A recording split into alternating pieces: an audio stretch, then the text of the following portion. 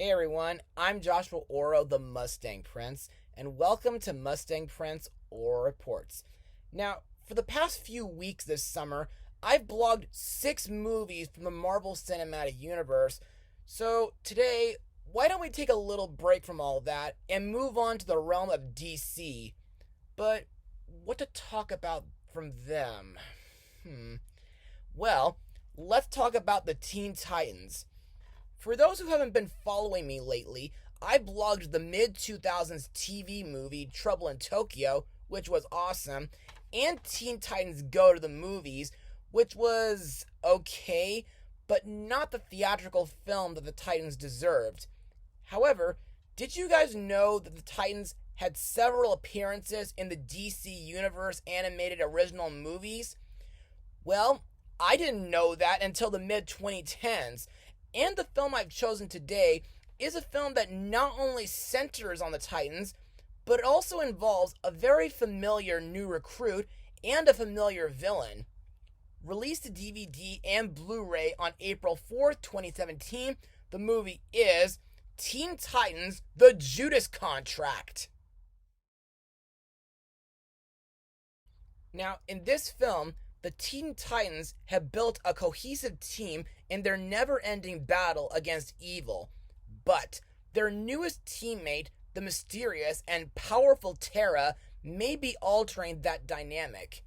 Meanwhile, an ancient evil, Brother Blood, has awakened, and a familiar foe, Deathstroke, is lurking in the shadows, both waiting to pounce. Ultimately, the Teen Titans will need to battle their enemies and their own internal doubts to come together and overcome the malicious forces around them in this twisted tale of intrigue, adventure, and deception. So, what are my thoughts on the movie?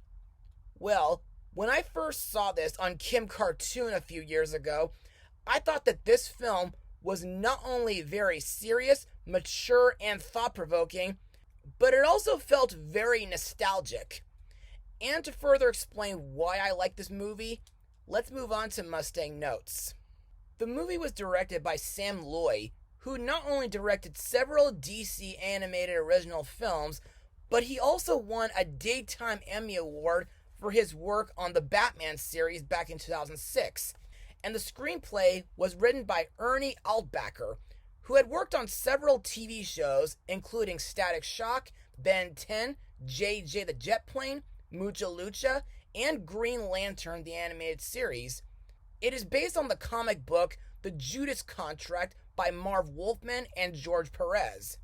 An adaptation of the comic was planned as the third in the DC Universe animated original film series to be released after Superman Doomsday and Justice League The New Frontier. However, this was later shelved. In April 2010, Warner Brothers Animation's writer/producer Bruce Timm confirmed that there were no current plans to revive the project. However, in July 2016, Warner Brothers announced that the project had officially been resurfaced and would serve as a direct sequel to Justice League vs. Teen Titans. Before it got released to DVD and Blu-ray, the film had its world premiere at the Los Angeles WonderCon on March 31st, 2017. As for the animation, well, in my opinion, the hand-drawn animation for this film is absolutely incredible, not only with the characters, but also the backgrounds and the action scenes, which to me is really awesome. Also, the reason why I say this movie feels very nostalgic is because it feels reminiscent to a couple episodes from the 2000s Teen Titans series, like the episode Go, where the Teen Titans first became a team, and several episodes that involved Terra, like Titan Rising, Betrayal, and Aftershock. Plus, like the other films in the DC animated movie universe, this film is very serious and thought-provoking. Also, I feel like there are a few religious references in a few parts of the film, which is the only nitpick I have with this movie. Anyway, let's just move on to the characters and their voice actors now. The leader of the Titans, Princess Koriand'r, aka Starfire, is voiced by veteran voice actress Kari Wahlgren. In this franchise, Starfire was exiled after a coup with her sister and made her way to Earth, where she eventually ran into Robin and the Teen Titans, who helped her fight off the Koriand'r forces pursuing her. After the battle, Kori elected to stay on Earth with the Titans, becoming the superheroine known as Starfire. But after Dick Grayson's departure from the Titans, she took over his role as leader.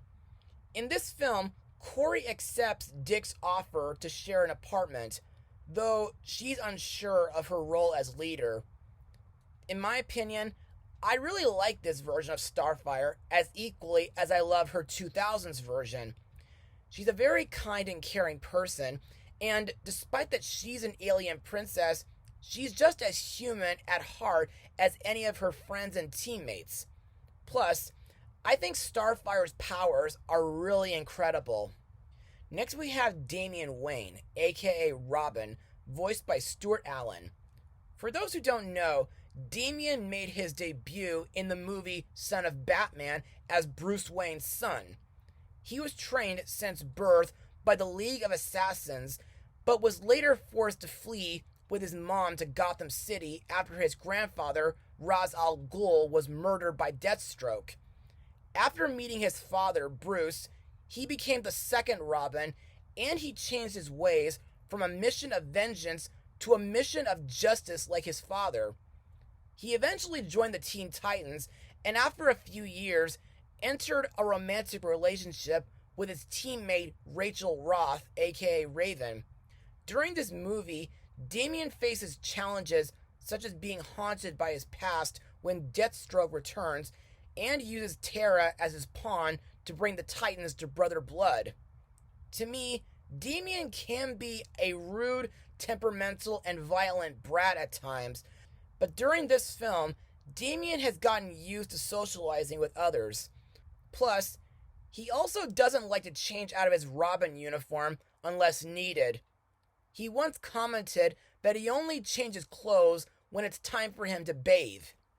Next we have Garfield Logan, aka Beast Boy, voiced by Brandon Suhu, whom was in Tropic Thunder and the From Dusk Till Dawn series. Beast Boy is a former member of the Doom Patrol who has the ability to transform into any animal. To me, Beast Boy is known for his cocky, energetic, and unpredictable nature, often acting as casually around others as the animals he becomes. Plus, Beast Boy can be pretty competitive, and he has a very unhealthy obsession with social media, like when he's being interviewed on Kevin Smith's podcast.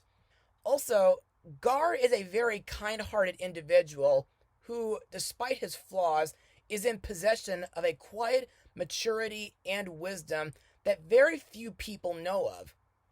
One such instance was in his attempt to connect to his friend and crush, Tara Markov, and reminding her that every one of the Titans comes from a very painful background, stating that he believes that heroes are forged in pain and pressure, and that they either become a diamond or they can crumble to dust. Next up is Rachel Roth, aka Raven, voiced by Taissa Farmiga, who you may know from The Nun and the American Horror Story TV shows. Rachel is the half-human, half-demon daughter of the interdimensional demonic entity Trigon the Terrible and the human woman Irella. During her early life in Azarath, Raven described herself as something of an outcast, being somewhat rebellious and unable to fit in with others. Plus, because of her dark past involving the destruction of her home and the death of her mom, Rachel seems like the kind of character who likes to keep to herself, and she has a very short fuse. In other words, I wouldn't want to get on her bad side and tick her off. Trust me. Oh, and by the way, on a side note, I met the original animated Raven's voice actress just recently. Anyway, during this movie, I like that Raven shares a very close friendship bond with Damian, and she has also developed a sense of humor, and she makes a joke after Starfire beats Nightwing during a sparring session. Also, she tries to help Tara with apparent nightmares. Plus, I thought it was very cute that Raven brings Damien a puppy named Titus. Moving on, we have Jamie Reyes, aka Blue Beetle, voiced by Jake T. Austin, best known from the Go Diego Go TV series, Wizards of Waverly Place, along with Hotel for Dogs, Rio, New Year's Eve, and the Emoji Movie. Jamie is a Mexican teenager who uses the scarab, which fuses itself to Jamie's spine to construct an exoskeleton which gives Jamie superhuman strength, durability, and can generate different weapons for combat, such as blades, shields, wings, and energy cannons, which in my opinion is really cool. Also, during this movie, while Jamie has a nice relationship with the other Titans, he also has a very strained relationship with his family thanks to the scarab. Thankfully, he attempts to feel closer to home by working at a soup kitchen called Gabriel's Horn, where he meets a volunteer girl named Tracy. At the end of the movie, Jamie's family visits him and they make amends. The next character on our list is Dick Grayson, aka Nightwing, voiced by Sean Maher. Dick began his career as the original Robin, and for a time, he operated as a temporary Batman. Plus, he's the founding member of the Teen Titans and currently a part-time member. In this movie, aside from buying an apartment to share with Starfire, Dick joins the Titans to take down Hive. And in my opinion, unlike Batman, Dick is shown to be more easygoing and approachable, even in his Nightwing identity. He's also rather talkative. Plus, despite his demeanor, he does take matters seriously if the situation presents itself. And now for the most important character in the movie, Tara Markov, voiced by Christina Ricci, whom I remember from 1995's Casper, Tim Burton's Sleepy Hollow, Penelope, Speed Racer, Alpha and Omega, and The Smurfs 2. Tara has the ability to control and manipulate Earth, and she poses as the newest member of the Teen Titans while secretly working as a double agent for Slade. At first, Tara acts cold and distant towards the Titans, despite their welcoming attitude, but she does warm up to them over time and even kisses Beast Boy. In my eyes, Tara is a very sympathetic character, and her backstory makes me feel really bad for how folks, including her parents, treated her because of her earthbending powers. Also, while she did betray the Titans, she does make up for her big mistake by fighting Slade, and the part where she sacrifices herself by taking down the entire fortress on herself out of shame really broke my heart.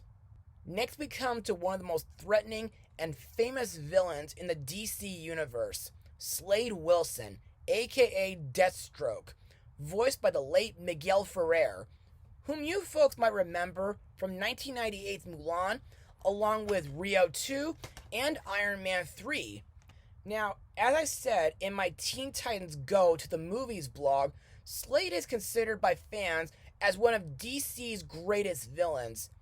And to me, for Miguel Ferrer's final film role before dying from throat cancer, he was absolutely threatening, vengeful, and menacing. Plus, he does a way better performance than Will Arnett. But he does not really top Ron Perlman in my opinion. Anyway, in this film, after surviving his encounter with Damien in the Son of Batman movie through the Lazarus Pit, Slade takes on the contract to capture the Titans from Brother Blood as revenge. His evil plan is to plant Tara as a double agent within their rank. However, after failing to capture Nightwing, Deathstroke betrays Tara and offers her to Brother Blood instead.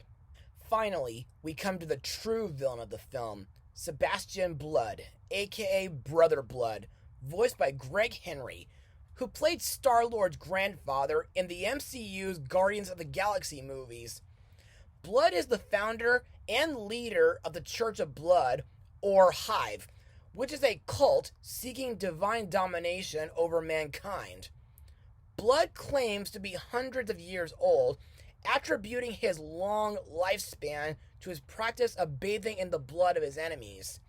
In this movie, Brother Blood has Deathstroke and Terra kidnap most of the Teen Titans in order to drain their powers and thus make himself into a godlike being. However, the plan was thwarted by Nightwing and an enraged Terra, who was betrayed by Deathstroke. In the end, Brother Blood is depowered by Raven and slain by Mother Mayhem in order to prevent him from being imprisoned. Other actors in the film include Meg Foster, Crispin Freeman, Masasa Moyo, and Jason Spizek. And now on to my final words. Overall, Teen Titans: The Judas Contract is a really thrilling film in the DC animated movie universe. It has a very serious and nostalgic story, memorable main characters, even though Damian was still a bit of a brat at times. The villains Slade and Brother Blood are epic and threatening, and Terra was a very sympathetic main character. The voice acting is phenomenal, the animation is top-notch, and the action scenes are absolutely fantastic. Also, to me, since this is a PG-13 film, I wouldn't recommend this film for younger children. But if you did grow up with the 2000s Teen Titans show, I think you'll enjoy this movie like I did. Still, the only thing I nitpick in this film are the religious references. As for my rating, I'll give this film a 97% out of 100. Well, that's all for now. It looks like I got a request for KP's 20th anniversary. Be sure to join me next time. Mustang Power.